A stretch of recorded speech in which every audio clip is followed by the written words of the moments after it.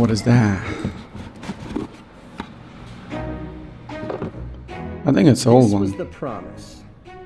A tiny little face computer that maybe replaces our phone and keeps us connected Looks to the cool, internet. Nikolai. These came out in 2014, 11 years ago. Yeah, it's old. They didn't really work out. Yeah. Whatever happened to Google Glass? Sales of Glass stop at the end of this month. See, 19 years ago, this was mobile computer. Maybe this. Then, A flip phone. Calling it iPhone. in the Oh my last God, Steve 18 Jobs. years, we've seen this mature into this. I don't have an iPhone 17, again, just bear with me. But fundamentally, the experience of using this is not radically different from the experience of using this. And there's been a couple of attempts at trying to figure out what this hardware device of the future might be. This is potentially the future of how we're going to interact with technology. And so the hand is, I can bring up a laser projection system. They went nowhere. The new worst product I think I've ever reviewed. There's just so many things bad about it. But now, finally, the evolution, the internet AI device of the future is starting to come into focus, and two of the biggest tech companies on the planet are taking wildly divergent paths. Apple has something new? An entirely new AR platform with a revolutionary new product. That's the old one. Is Meta? Oh my God, this was such a slop, man. Glasses with a high I resolution. feel bad for Zuckerberg, not gonna lie. Such a slop.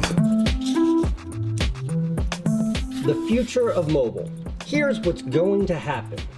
But, well, first, here's what's not going to happen. There's never going to be a moment where we just jump from our smartphones to this magical AI device of the future. It's going to be a progression. And to understand that progression, first, we have to have a brief history of mobile. The path that took mobile phones from doing some things, like a phone, to doing everything, like what smartphones do today, was a long one.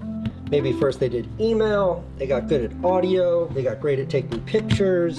I'm being simplistic here, but we landed with a pocket computer that could do almost everything. And now this is what's going to happen with the magical AI device of the future. Slowly, we're going to see devices that chip away at what currently we depend on our phones for. They're going to do these things better. And then get turn-by-turn directions and a rotating map that tracks with your head to match the direction you're facing. And as they do them better, we're going to use our phones with those features less and less. And eventually, what could happen sometime in the future is that this magical AI device could replace our phone entirely. Now, we're nowhere near there yet, but what we do have is we have in this corner a $2 trillion company, in this corner a $3.7 trillion company. Their approach to maybe figuring this out, they couldn't be further apart.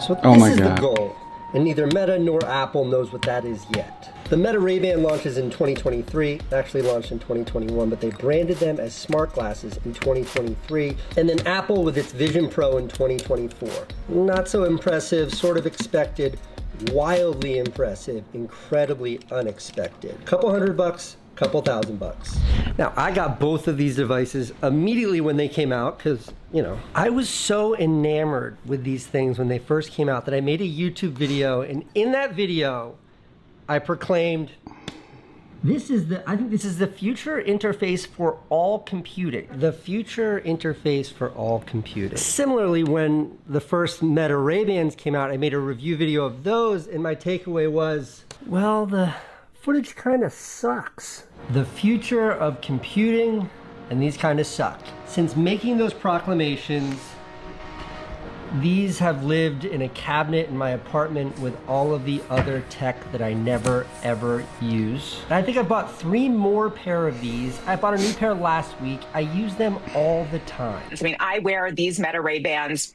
pretty frequently. I mean, almost every weekend I wear these out with my kid. And this reveals what I think is going to be the biggest X factor in figuring out what this magical device of the future is. I characterize that X factor as the social dynamic. these were incredible technology. They never worked because to wear them in the world, to wear them socially, they had a name for people. Do not be a so-called glass hole. Google says What? just don't be one.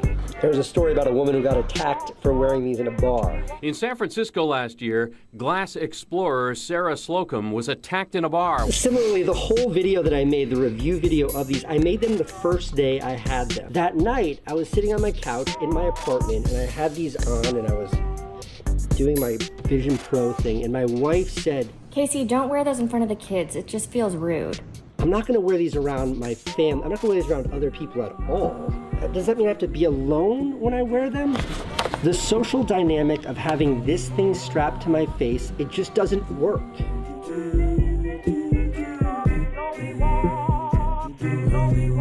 Okay, we got There you have Ray-Ban it. then. This is the next chapter in the exciting story of the future of computing. And what I took from that announcement is Meta acknowledging that, like, okay, we know people are willing to wear these. We know people like to wear these.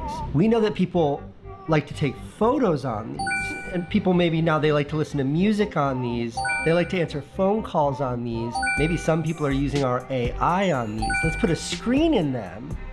And now with this screen, maybe people will like responding and composing texts on these. Maybe people will like looking at Instagram on these. This is the future. Meta has cracked the code on the future of wearables. And maybe we are starting to see the inflection point of what could come next. What do you think? I mean, it's a great video, but like, why do you care so much about this? Okay, it's Mac.